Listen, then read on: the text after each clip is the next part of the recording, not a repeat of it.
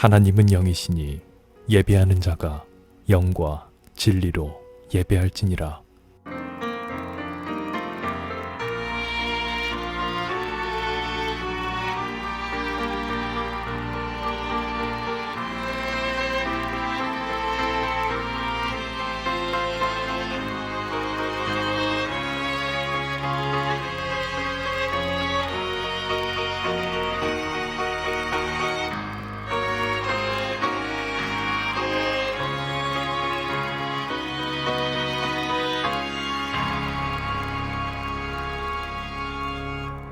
사도신경.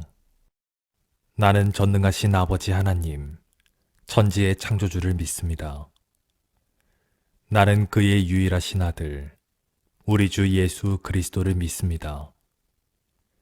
그는 성령으로 잉태되어 동정녀 마리아에게서 나시고 본디오 빌라도에게 고난을 받아 십자가에 못 박혀 죽으시고 장사된 지 사흘 만에 죽은 자 가운데서 다시 살아나셨으며 하늘에 오르시어 전능하신 아버지 하나님 우편에 앉아 계시다가 거기로부터 살아있는 자와 죽은 자를 심판하러 오십니다. 나는 성령을 믿으며 거룩한 공교회와 성도의 교제와 죄를 용서받는 것과 몸의 부활과 영생을 믿습니다. 아멘.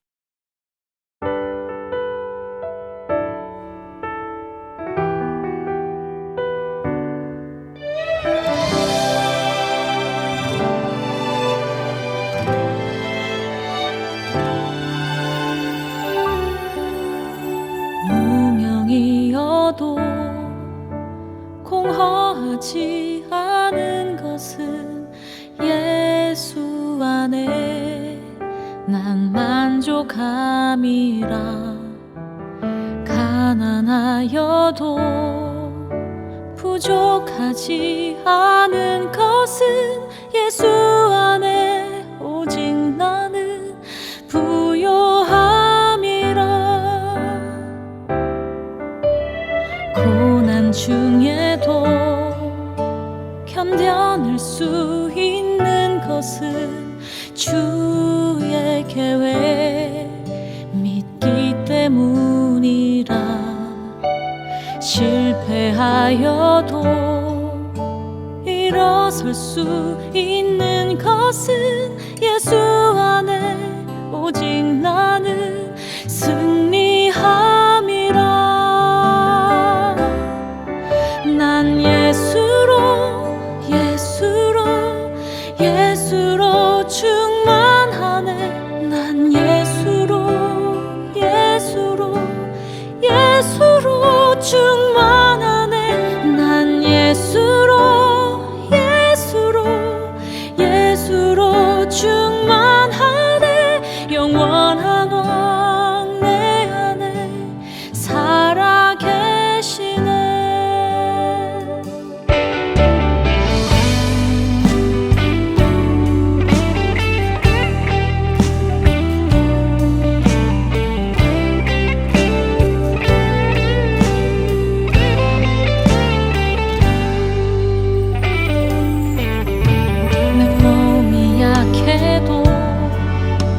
낙심하지 않는 것은 예수 안에 난 완전함이라. 화려한 세상 부럽지 않은 것은 난 예수로 충만함이라.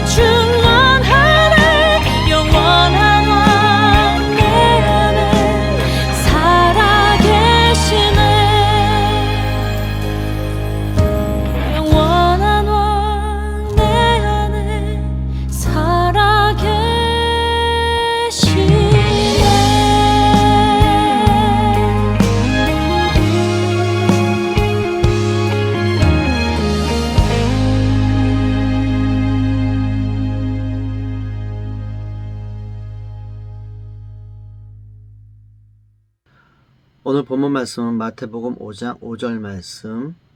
마음이 온유한 사람은 복이 있다. 그들이 땅을 상속받을 것이다. 샬롬. 오늘도 팔복에 대해서 말씀을 하려고 합니다. 오늘 세 번째로요. 온유에 대한 거죠. 온유. 이것은 사람의 표정이나 성질이 온화하고 부드러운 것을 설명합니다.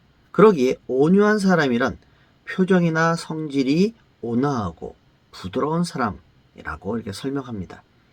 이 오늘 본문 말씀에서 이게 나오는 이 온유란 말의 이 히브리어 원어는요, 아나브, 헬라어로는 프라우스라고 번역을 하고 있습니다. 그래서 온유한, 친절한, 얌전한, 그리고 겸손한, 동정심이 있는 이 단어로 번역을 합니다.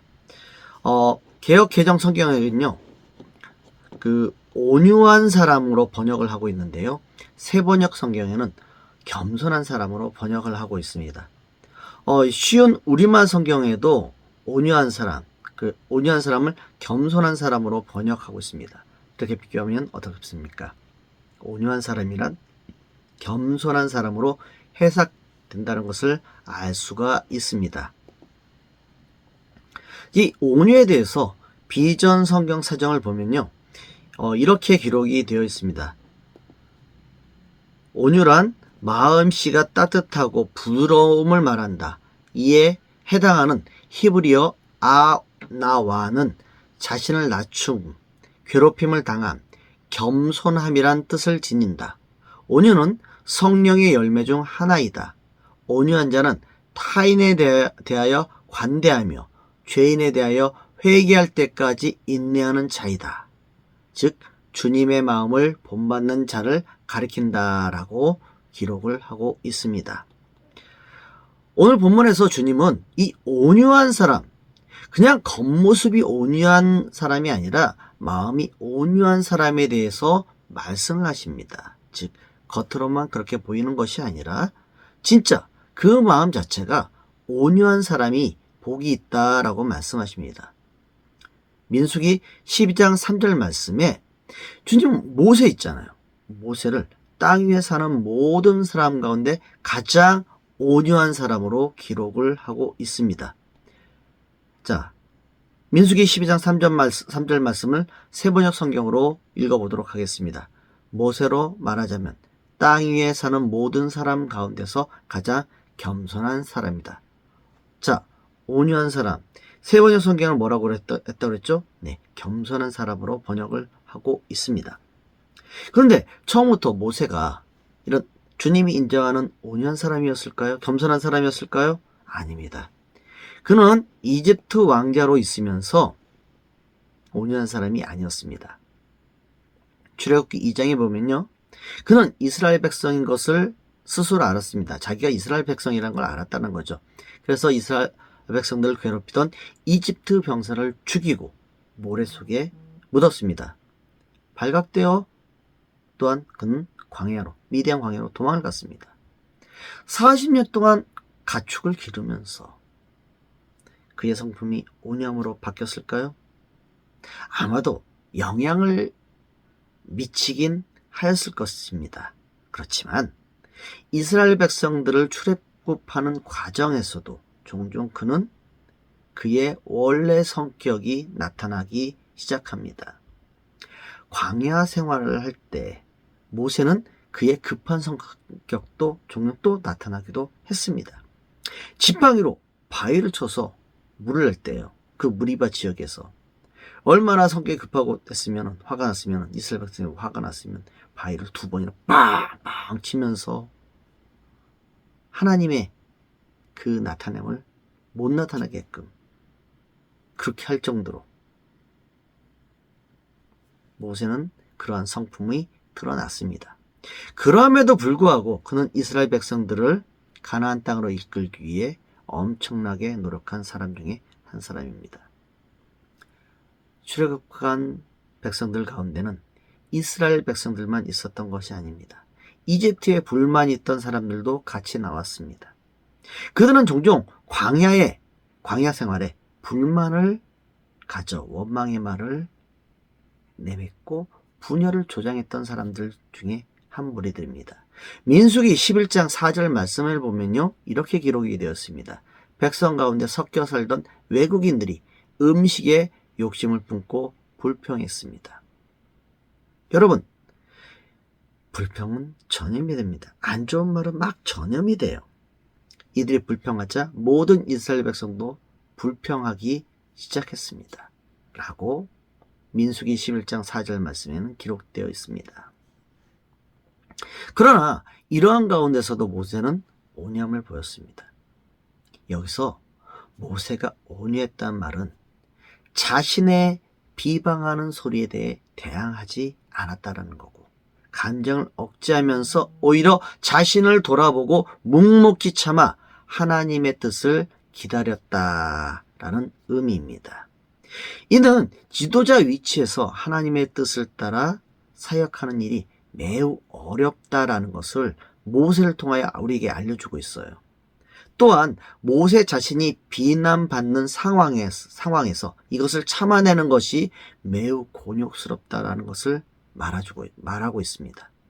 그는 어느 순간에라도 하나님과 또한 그 분의 영광을 나타내기 위하여 자신의 생명을 바칠 각오가 되어 있었기 때문에 인간적인 실수를 최소화할 수 있도록 온유한 마음을 지속적으로 소유하려고 노력했습니다.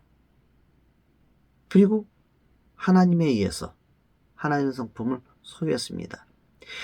자, 이건 뭡니까? 원래? 아니요, 원래 절대 아닙니다. 후천적으로 원래 성질이 아닌 하나님과의 관계를 계속 유지하면서 그의 얻어진 성격이 온유라는 것입니다. 이 모세의 모습을 오늘 본문 말씀에 잘 적용하면요, 마음이 온유한 사람, 그리스도인으로서 하나님의 백성과 믿지 않는 사람들을 하나님의 나라로 이끌기 위해서 비방하는 소리에 대항하지 않고 감정을 억제하며 오히려 자신을 돌아보고 묵묵히 참아 하나님의 뜻을 기다리는 마음이 이 온유한 마음이고, 그리스도인으로서 하나님의 뜻을 따라 사명을 감당하며 사역하는 것이 매우 어렵고 곤혹스러울 때도 많지만 하나님의 영광을 위해 끝까지 온유한 마음으로 살아가는 사람이 바로 오늘 본문에서 말하는 온유한 사람, 이 모세의 모습이 아닌가라고 생각이 듭니다. 마태복음 11장 29절 말씀에 나는 마음이 온유하고 겸손하니 내 멍에를 메고 나한테 배워라. 그리하면 너희는 마음의 쉼을 얻을 것이라 라고 주님은 우리에게 말씀하십니다. 즉 온유의 마음은요, 예수 그리스도의 마음입니다. 우리가 온유의 마음으로 주님을 따른다는 것은 우리 스스로 무엇인가를 할 수 있는 것이 아니라 그리스도인으로서 주님의 성품을 닮아가야 우리가 온유한 마음으로 주님이 찾으시는 그 사람이 될 수 있다라는 것입니다. 여러분, 온유의 마음은 주님의 마음입니다. 온유의 마음을 갖는다는 것은 우리가 주님을 믿고 따르고 그 주님을 의지한다는 것과 같다라는 것입니다. 성경에 오늘 본문 말씀에 이 온유한 사람이 받을 복이 무엇입니까? 땅을 상속받는다 라고 주님은 말씀하십니다. 다시 한번 본문을 읽어보도록 하겠습니다. 마음이 온유한 사람은 복이 있다. 그들이 땅을 상속받을 것이다. 그렇습니다. 그런데 여기서 상속받을 땅이 무엇이라고 보십니까? 저는 하늘나라와 이 세상에 속한 땅 두 가지 모드라고 생각합니다. 첫 번째로 이 세상에 속한 땅을 소유한다는 것은 하나님께서 이 세상에서 하나님을 믿고 따르는 사람들이 받을 복이 이러한 것이다 라는 것을 이 믿는 사람들을 통해서 믿지 않는 사람들에게 보여주면서 주님을 믿고 따르는 사람들의 그 샘플, 즉 이스라엘 백성들이 주님의 나라를 주님께서 이스라엘 백성들을 통하여 주님의 나라에, 즉 이렇게 살아가는 것이, 이렇게 살면 되고 이렇게 살면 안 된다라는 것을 보여주는 그 샘플이 되었잖아요. 그런 것처럼 주님을 믿는 백성들이 겸손하게 주님을 따르게 되면, 온유하게 주님을 따르게 되면 이러한 것도 주님께서 주시는 복이 된다는 것을 보여준다라는 것이죠. 즉 우리가 그 샘플이 된다라는 거예요. 본문의 원어적 해석을 보아도요, 땅 상속받는 것은 이 지구상에 있는 땅을 가리키고 있습니다. 또한 두 번째로요, 주님을 믿고 따르는 사람들은요, 주님의 성품을 닮아가게 되어 있습니다. 그래서 그들의 삶은 주님의 성품처럼 온유하고 겸손함으로 주님 앞에 나타나게 돼 있어요. 아니, 주님을 드러내게 돼 있어요. 끝까지 충성된 사람은 그 받을 복이 주님의 약속입니다. 무엇입니까? 천국을 소유하게 된다라는 것이에요. 즉 마음이 가난한 사람들과 같은 축복을 받는다라는 것입니다. 이것은 믿는 사람들에게 주시는 하나님의 선물입니다. 또 온유의 의미는요, 친절, 얌전, 겸손과 동일한 의미라고 말씀드렸습니다. 또한 동정심을 가지고 있는 사람이 바로 온유한 사람의 모습입니다.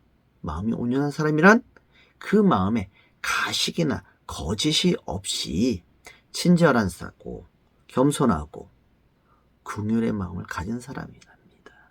이러한 사람이 받을 복이 무엇이라고요? 땅을 상속받는다라는 것입니다. 어느 땅이요? 이 땅에,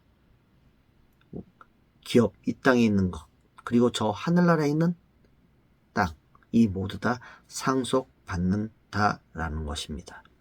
자, 말씀을 맺으려 합니다. 우리는 주님과 동행하는 주님의 사람들입니다.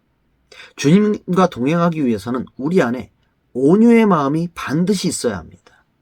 모세가 이스라엘 백성들을 가나안 땅으로 이끌 때 모세의 온유함이 세상의 모든 사람보다 뛰어났다라고 주님이 인정했던 것처럼 그 온유한 마음, 그리스도인으로서 하나님의 백성과 믿지 않는 사람들을 하나님의 나라로 이끌기 위해 어떠한 비방의 소리에도 대항하지 않고 감정을 억제하고 오히려 자신을 돌아보고 묵묵히 참아 하나님의 뜻을 기다리는 그 마음, 그리스도인으로서 하나님의 뜻을 따라 사명을 잘 감당하며 사역하는 것이 매우 어렵고 곤혹스러울 때도 있지만 하나님의 영광을 위해 끝까지 온유한 마음으로, 겸손한 마음으로 살아가는, 십자가에서 승리하는, 아니 십자가에서 승리하신 그리스도를 온전히 따라가는 그 그리스도인, 그 그리스도인의 모습, 그가 저와 여러분이 되시길 주님의 이름으로 축원합니다. 기도하겠습니다. 주님, 우리에게 주님이 찾으시는 온유의 마음 주시옵소서. 주님, 우리에게 주님의 성품인 온유의 마음을 주시옵소서.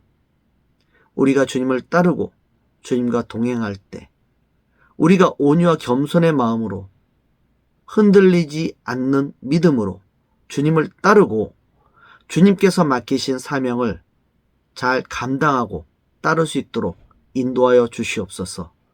예수 그리스도의 이름으로 기도합니다. 아멘. 광고하겠습니다. 저희는 온라인 미션 스테이션 처치입니다. 선교를 향해, 그리고 선교에 서 있는 교회입니다. 모든 헌금 후원금은 선교를 위해 사용합니다. 여러분, 주님을 따르는 사람에게는 온유의 마음이 꼭 필요합니다. 이런 온유의 마음을 가지고 주님을 따른 사람은 땅을 상속받게 됩니다. 기도합시다. 우리가 주님께서 맡기신 사명 잘 감당하도록 온유의 마음, 겸손의 마음을 달라고. 주님께서 가르쳐준 기도로 기도하고 마치겠습니다. 주기도문. 하늘에 계신 우리 아버지, 아버지의 이름을 거룩하게 하시며 아버지의 나라가 오게 하시며 아버지의 뜻이 하늘에서와 같이 땅에서도 이루어지게 하소서. 오늘 우리에게 일용할 양식을 주시고 우리가 우리에게 잘못한 사람을 용서하여 준 것 같이 우리 죄를 용서하여 주시고 우리를 시험에 빠지지 않게 하시고 악에서 구하소서. 나라와 권능과 영광이 영원히 아버지의 것입니다. 아멘. 향한 하나님의 그 사랑이 나의 온몸을 감싸듯 나만을 위한 하나님의 함께 하심이 세상 모든 공기를 채우듯 충만해서 그저 행복한 밤 풍성해서 잠이 오지 않는 밤 사랑해요 감사해요 내 맘 전하고 싶은